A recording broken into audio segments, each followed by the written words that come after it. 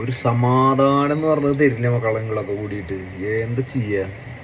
ഈ all India cycling എന്ന് പറഞ്ഞാൽ ഇറങ്ങി കഴിഞ്ഞാലേ വെറുതെ ഇവിടുന്ന് കാശ്മീരിൽ പോയിട്ട് അവിടെ നിന്ന് വരില്ലല്ലോ എൻ്റെ ഓൾ ഇന്ത്യ എന്ന് പറഞ്ഞത്. ഞാൻ ഈ 28 സ്റ്റേറ്റും കംപ്ലീറ്റ് ചെയ്തിട്ട് വരാന്നുള്ള ഒരു മൈൻഡിലാണ് ഞാൻ ഇറങ്ങിയിട്ടുള്ളത്.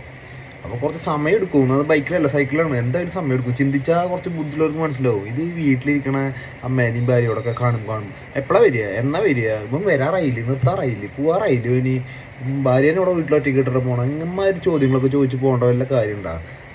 10-30 കൊല്ലം ഞാൻ നാട്ടിൽ നടന്ന അപ്പോൾ ഒരാൾക്കൊരു വിവരം അറിയണ്ട, ഒരു കാര്യങ്ങളില്ല. കണ്ട മൈൻഡ് ചെയ്ത് കഴിഞ്ഞാൽ എന്നെ വായിക്കുക, അങ്ങനെ നടന്നു. മനസ്സിലായ? ഇങ്ങനെ ഒരു കാര്യത്തിന് പോന്നപ്പോൾ എന്താ ശുഷ്കാന്തി ഇപ്പോൾ ആൾക്കാർക്ക്. പറയണ്ട. എന്നെ കാണാണ്ട് ഇങ്ങോട്ട് മറ്റേ സാധന വിമ്മിഷ്ടടിക്കാൻ കൊണ്ടുപോയിരിക്ക്. എന്നോട് എന്തെങ്കിലും ചോദിക്കാണ്ട് എന്നെ വിളിച്ചിട്ട് പറയാം. ആ വീട്ടിൽ ചോദിച്ചു കഴിഞ്ഞാൽ എൻ്റെ നമ്പറൊക്കെ തരും.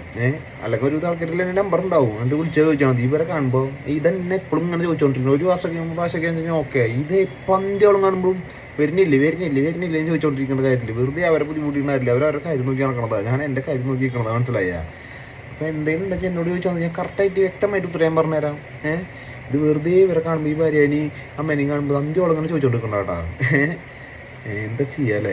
ഒരു പണിയില്ലാണ്ട് വെറുതെ തന്നെ ചോദിച്ചോണ്ടിരിക്കുക. എന്തിനത്? എങ്ങനെയെങ്കിലും ജീവിച്ചു പൊക്കോട്ടെ മക്കളെ. ഒരാൾ ഉപദ്രവിക്കാൻ വേണ്ടിയില്ല. ഞാൻ എൻ്റെ കാര്യം നോക്കി നടക്കുക. ഒഴിവാക്കി വിട്. മനസ്സിലായോ? ഒഴിവാക്ക് പ്ലീസ്.